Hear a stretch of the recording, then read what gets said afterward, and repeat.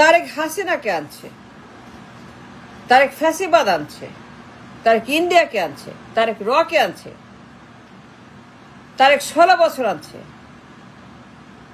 তারেক আয়না ঘর আনছে, তারেক গুম খুন হত্যা আনছে, তারেক জুলুম নির্যাতন আনছে, তারেক সব আনছে। হি রেসপন্সিবল এভরিথিং।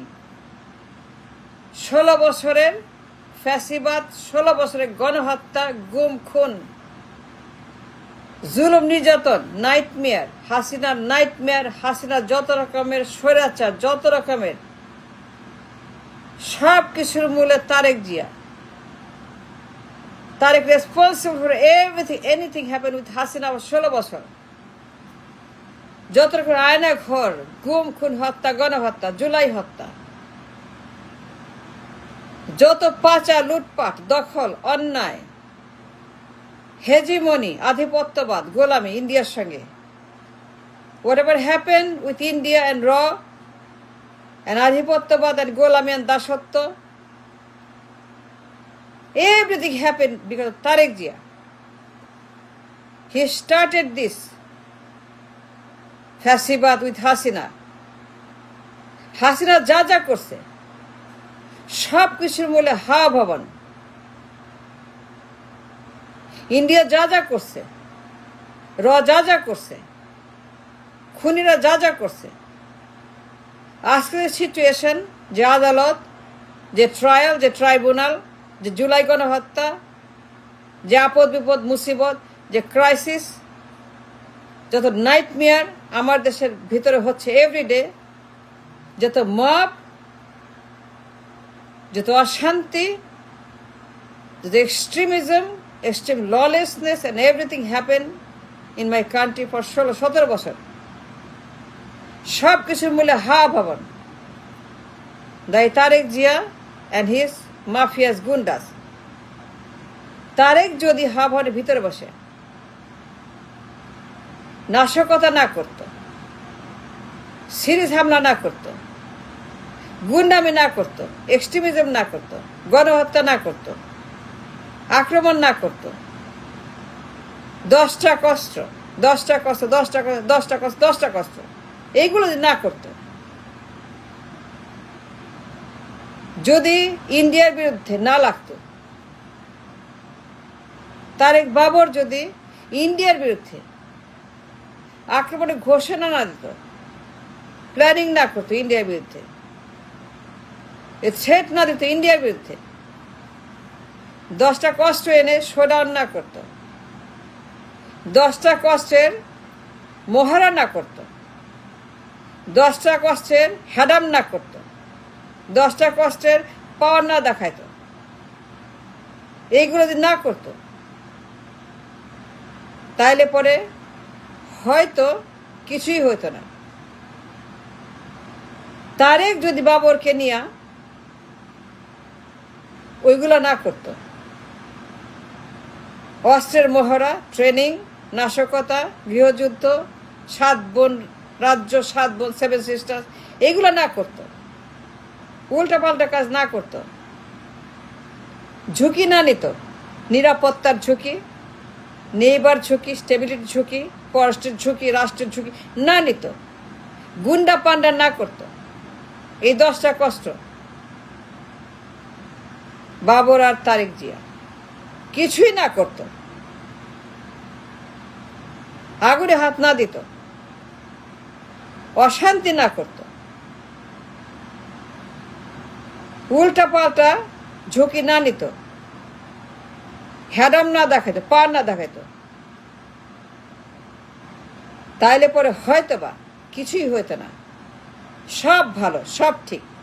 যদি এই হা ভবনের ভিতরে বসে সে এই সমস্ত গুন্ডামি না করত। তারেক দায়ী।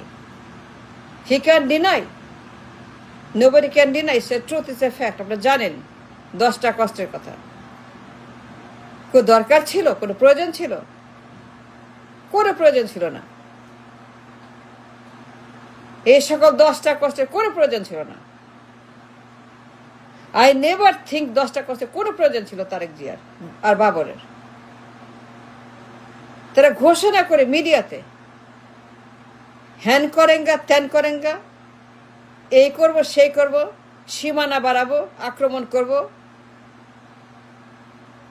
কোনো দরকার ছিল? কোনো প্রয়োজন ছিল? আমার কি প্রয়োজন ছিল এগুলো করার? আমার হিরোইজম, এই হ্যারাম, এই মাসেল কোনো প্রয়োজন ছিল না। This is not heroism, it's dangerous.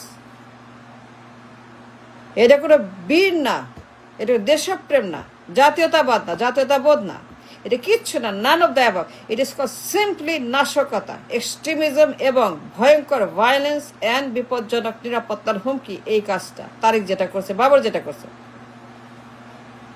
নিরাপত্তার হুমকি, ভায়োলেন্স, এক্সট্রিমিজম, নাশকতা ইন্ডিয়ার ভিতরে। সেভেন সিস্টার্সে তাদের যে পরিকল্পনা, আমার ম্যাপ বাড়াবে, আমার ভূগোল বাড়াবে, সীমানা বাড়াবে, কি দরকার ছিল? কোনো দরকার ছিল? I don't think so. এই আগুনে হাত দেওয়ার কোনো প্রয়োজন ছিল না তারেক জিয়ার আর বাবরের। তারা কেন করলো? কে বলছে? জনগণ বলছে? রাষ্ট্র বলছে? এমন কোনো সিগন্যাল বা সিমটম বা এমন কোনো ক্রাইসিস বা এমন কোনো হুমকি ধামকি ছিল? এমন কোনো নিরাপত্তার হুমকি ছিল? এমন কোনো ডিজিএফের ইনফরমেশন ছিল যে আমার দেশে এগুলো দরকার আছে? এই বাবর আর তারেক যে মিলে যে প্ল্যান করছিল যে এই করবে সেই করবে, হ্যান করেঙ্গা ত্যান করেঙ্গা, খ্যান করেঙ্গা, ভ্যাং করেঙ্গা, চ্যাং করেঙ্গা, চ্যাং করেঙ্গা, কোনো দরকার ছিল না। ইন্ডিয়ার প্রতিশোধ নিছে। তার কি আঙ্গুল চুষবে? আঙ্গুল চুষবে কেন? নিরাপত্তার হুমকি। সে আক্রমণ করেছে, গৃহযুদ্ধ শুরু করেছে, অস্ত্র দিচ্ছে, ট্রেনিং দিচ্ছে, মহড়া দিচ্ছে, অস্ত্র পাঠাচ্ছে। অলরেডি শুরু হয়ে গেছে, already started. The separatist movement India, seven sisters ভেঙে ফেলবে, দখল করবে, এই করবে সেই করবে ঘোষণা দিয়ে। কোনো দরকার ছিল? No, I don't think it was important, not at all. India took a revenge.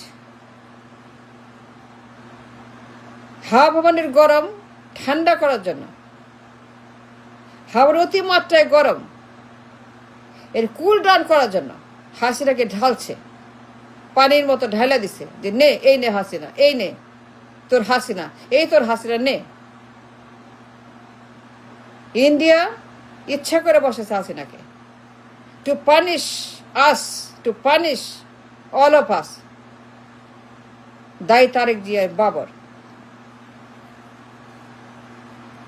India, America, জাতিসংঘ, বিশ্বব্যাংক, কানাডা, ইউরোপ সবাই মিলে এই কাজটা করছে, হাসিনাকে বসাচ্ছে। আমেরিকার এসে উড়ায় হাসিনাকে, ওখানে বিশ্বব্যাংক, ওখানে UNO, state department, Europe, JICA সবাই এখানে হাসিনার সঙ্গে কথা বলছে এবং তাকে প্ল্যান দিচ্ছে সে কি কি করবে।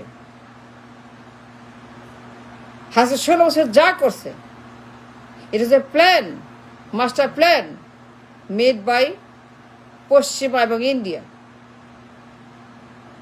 ইন্ডিয়া এমনি বসেছে হাসিনাকে কারণ ছাড়াই। তারা হাওয়াকে ঠান্ডা করার জন্য, হাওয়ানে গরম, হাওয়ানে আগুন ঠান্ডা করতে হাসিনাকে বসাইছে। ইন্ডিয়া এবং পশ্চিমারা মিলে সিদ্ধান্ত যে হাসিনাকে বসাইতে হবে, two counter this violent dangerous man, violent man, চাঁদাবাজ, নিরাপত্তার হুমকি দেশে এবং বিদেশে, পশ্চিমাদের হুমকি, এশিয়ার হুমকি তারেক জিয়া, পশ্চিমাদের নিরাপত্তার হুমকি তারেক জিয়া। ভিসা দিও না আমেরিকার। এশিয়ার নিরাপত্তার হুমকি ইন্ডিয়া বলছে।